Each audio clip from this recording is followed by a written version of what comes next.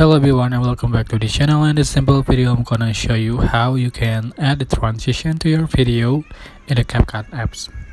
So I already have a video here and I'm going to split the clip into some part. Alright, so to add the transition you are just going to click on the transition icon between the clip. Just click on it.